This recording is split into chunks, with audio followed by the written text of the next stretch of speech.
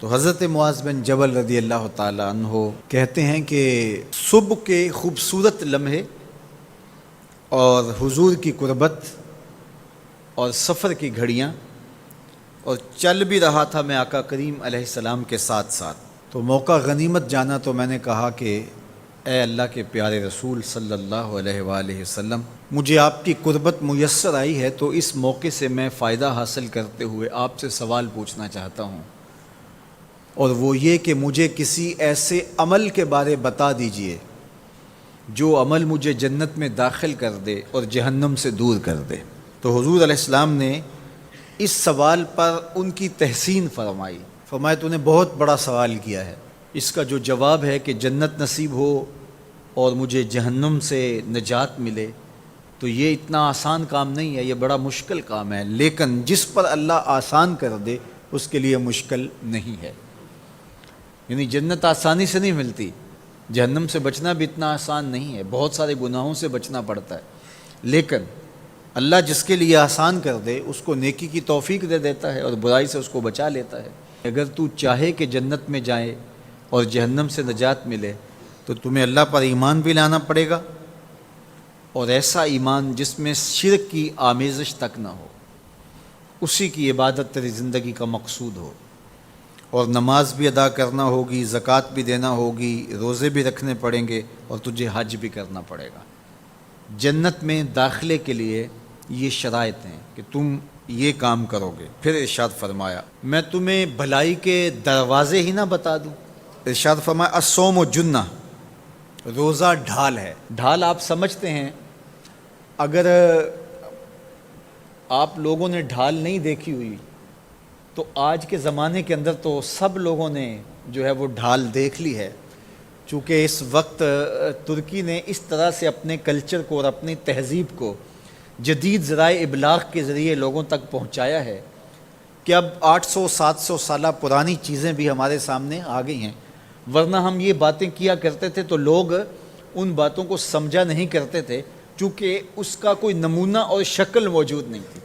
جب دشمن تیر پھینکے تو تیر سے بچنے کے لیے وہ لوہے کا پتلا جو آگے کر دیا جاتا ہے، جو تیر کو اپنے اوپر روک لیتا ہے، اس کو عربی میں جنہ اور اردو میں ڈھال کہا جاتا ہے۔ تو آقا کریم نے فرمایا روزہ ڈھال ہے، تو گویا جہنم کی آگ سے بچانے کے لیے جو ہے وہ روزہ کام دے گا۔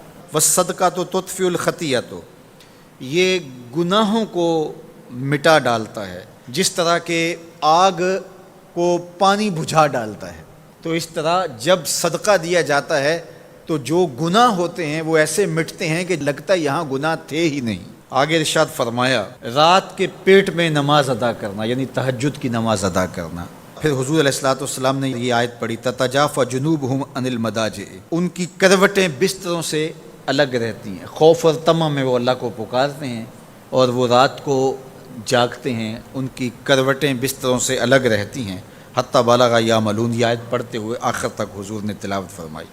تو فرمایا جس طرح صدقہ آگ کو بجھا دیتا ہے، اس طرح پچھلے پہر کی نماز، تہجد کے سجدے بھی اللہ جل شانہ کے غصے کو ختم کر دیتے ہیں اور جہنم کی آگ کو مٹا ڈالتے ہیں۔ پھر حضور نے ارشاد فرمایا کہ میں تمام امور کی جڑ نہ بتا دوں کیا ہے، جتنے بھی معاملے ہیں اس کی جڑ ہی نہ بتا دوں۔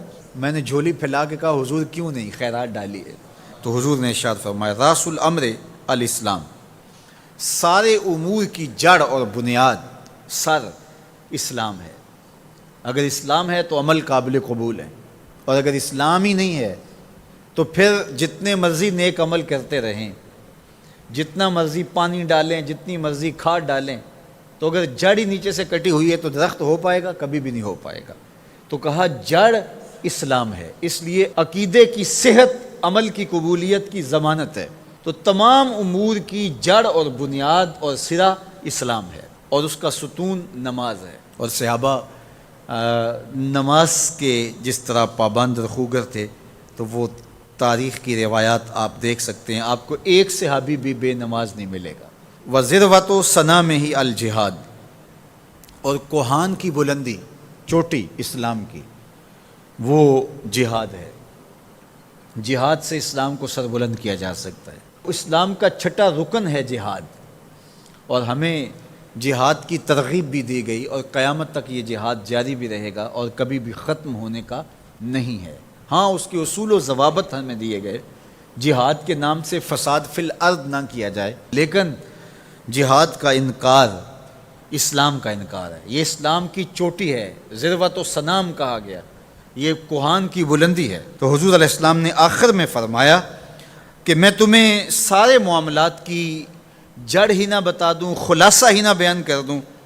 قلت بلا یا نبی اللہ، میں نے کہا اے اللہ کے نبی کیوں نہیں؟ فاخذ بلسانہ، حضور نے اپنی مبارک زبان کو پکڑا، فقال، اور فرمایا، کف علیک ھذا، کہا اس کو روک لے، اس کو کنٹرول کر۔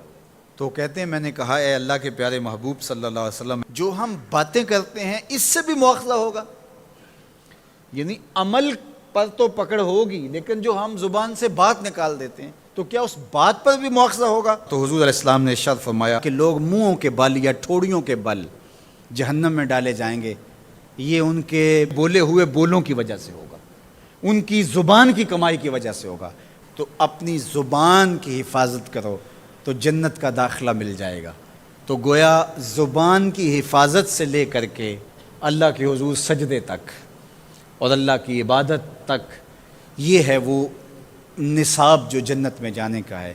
اللہ ہم سب کو 5 گانا باجماعت نماز کی توفیق دے، اللہ ہمیں توفیق حج کی نصیب کرے، اللہ ہمیں رمضان المبارک کے روزے رکھنے کی توفیقات سے مالا مال کرے، اللہ اپنی راہ میں جد و جہد اور جہاد کی توفیق سے مالا مال کرے۔